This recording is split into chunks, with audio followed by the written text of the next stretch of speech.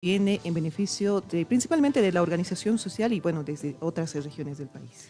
Claro que sí, hemos invitado a Lautaro Smith Coaquira, el destacado pensador de la cosmovisión andina.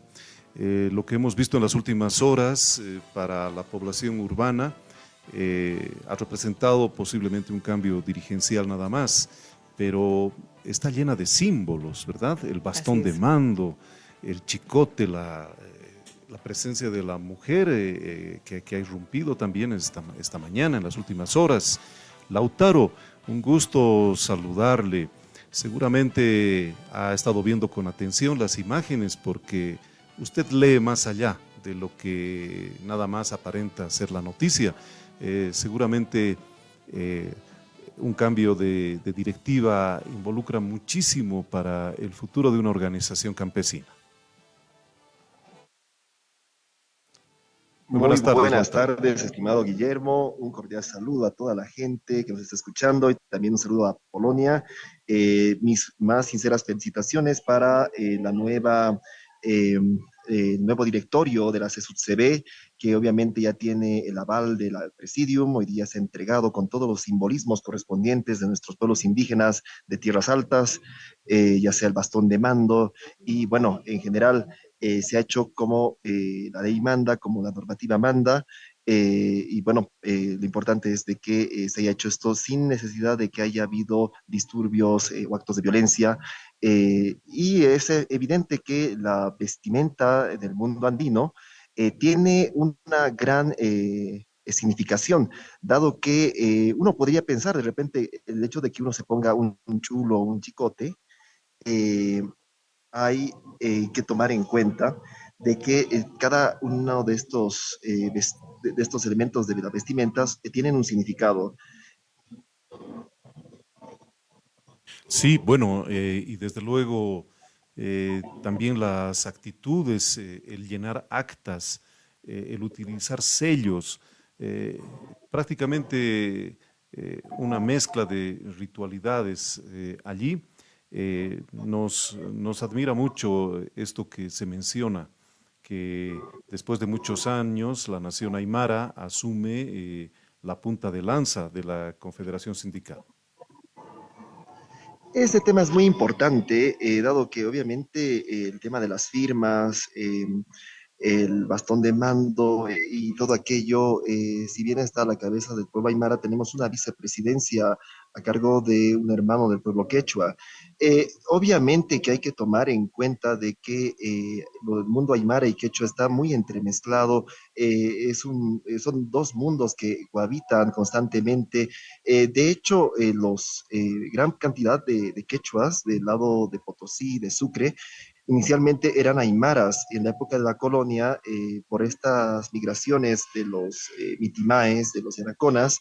Es la misma corona, el mismo virreinato, quien manda desde el Perú, envía bastantes quechuas a esta región. Y regiones como Sucre, que eran inicialmente aymaro-parlantes, se terminan quechuizando de repente, justamente por estas migraciones masivas, y el mundo quechua boliviano obviamente tiene bastante de aymara por este mestizaje que se ha dado y esta importación de los yanaconas de aquella época.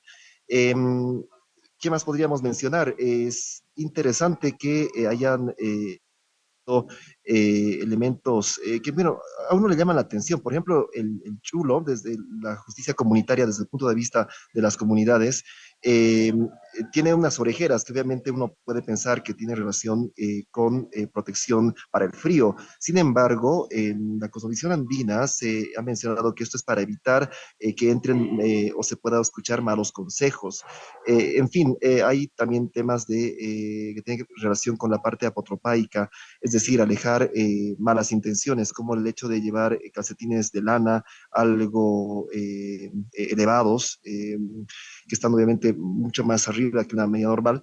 Entonces, esto tiene el sentido de mantener la armonía. En fin, hay elementos que habría que analizar con lujo de detalles, pero lo importante es que pese a intentos de inestabilidad, se está intentando lograr consolidar, obviamente, un pacto de unidad nuevamente que nos permita tener una armonía y cierta unidad. Bien, Lautaro, muchas gracias por conversar en esta tarde en Contragolpe. La CSUTCB, como se conoce, es una organización más grande que aglutina a los trabajadores y sindicatos campesinos de Bolivia. Y este 26 de junio ha cumplido 44 años de vida y se destaca por su organización sindical que refleja la historia de varias luchas, pero también se destaca a 13 líderes históricos, entre ellos está Genaro Flores, Juan de la Cruz Vilca y Felipe Quispe, más conocido como el Malcu. Ahora Lucio Quispe, de Nación Aymara, ¿cuál será el reto que va a asumir para justamente seguir este legado? Evidentemente es una etapa de retos enormes, puesto que en esta coyuntura de divisionismo eh, se tiene que en el estatuto interno del MAS se debe tener una autorización del Pacto de Unidad como para ejercer los congresos. Ahorita hay un congreso pendiente y las malas intenciones probablemente intenten impulsar una división y se creen organizaciones sociales paralelas, organizaciones sociales que sean chutas y que obviamente de manera irregular traten de avalar un congreso ilegal del MAS para generar un partido paralelo. Esperemos que las medidas de presión y las amenazas que se han realizado por parte de algunos dirigentes de la CSUCB paralela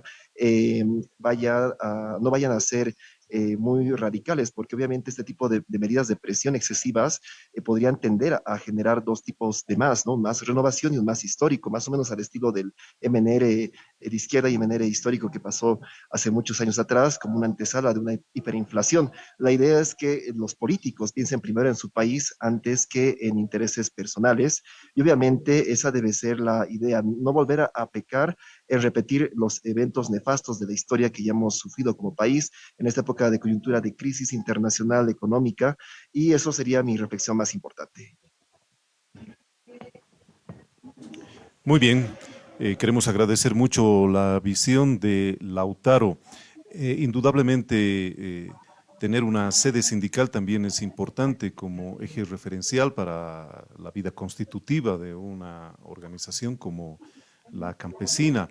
Ojalá que esta no sea el motivo de la discordia, ¿verdad? Auguramos también de que todo transcurra en el marco de la tranquilidad y que se respeten las decisiones de la Magna Asamblea, del Magno Congreso. Sus consideraciones finales, por favor, Lautaro.